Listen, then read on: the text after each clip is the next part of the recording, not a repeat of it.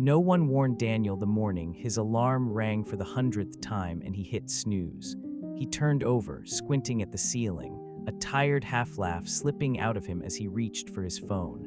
"I'll slow down later," he muttered. Later never came. At 25, Daniel believed life was a race, and he was determined not to lose. Not time, not money, not status. He shook his head with a breathy laugh as if slowing down was a joke. Every morning felt like a countdown. Meetings, deadlines, targets, one after another, faster, louder. He gulped his coffee, winced at the bitterness, and rushed out the door. This was success. This had to be. His father used to call every Sunday. Daniel would glance at the screen, sigh through his nose, and let it ring.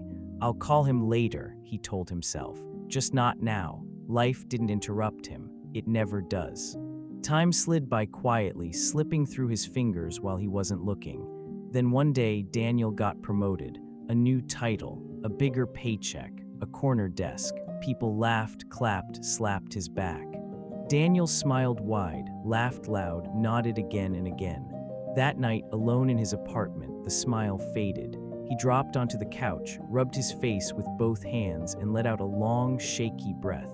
The silence pressed in. Standing by the window, staring at the city lights, his throat tightened. He had everything he once dreamed of, everything except peace. Slowly, people disappeared. Friends called less. Messages stayed unread. Invitations stopped coming. Daniel scoffed at first, almost smirking. "They're jealous," he muttered, but the words tasted wrong. The truth sat heavy in his chest. He had stopped showing up long before they did. One day, his closest friend moved away without saying goodbye. Daniel stared at the message. Once, twice. A short laugh escaped him, then stopped. His jaw clenched. That one hurt, more than he expected.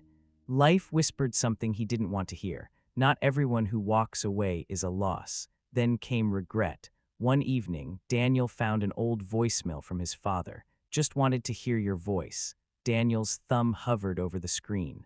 He swallowed hard, nodded to himself, and whispered, "Tomorrow." He never did. 3 months later, the phone rang again. This time, Daniel didn't speak. That night, sitting alone in his car outside the hospital, his hands trembled on the steering wheel. His breath hitched once, then again. He leaned forward, forehead resting against the wheel, a broken sound slipping out before he could stop it. Sometimes love isn't lost because of hate. Sometimes it's lost because of delay. Life didn't slow down. Daniel kept going until exhaustion dragged him to a stop. Not the kind sleep fixes, the kind that seeps in deep. He sighed more, laughed less. One morning he stared at the mirror and barely recognized the man looking back. He took a day off. No emails, no calls. He sat in silence, exhaled, laughed softly to himself, and felt his shoulders drop for the first time in years. And then he breathed. As the noise faded, clarity crept in. Years of comparison, watching others fly ahead, younger, louder. He scrolled, scoffed, sighed, then shut the app with a sharp tap. In the dark, he let out a quiet laugh. He wasn't behind, he was just somewhere else. Love changed too. The loud love drained him, left him confused, smaller, but the quiet love, steady, patient, stayed. He caught himself smiling for no reason, breath easy, chest light. It felt safe. Years passed. Daniel slowed down. He called people back, listened longer, let things go. One evening, sitting on his porch as the sun sank low, he wiped his eyes, laughed softly, and shook his head. Life hadn't been punishing him.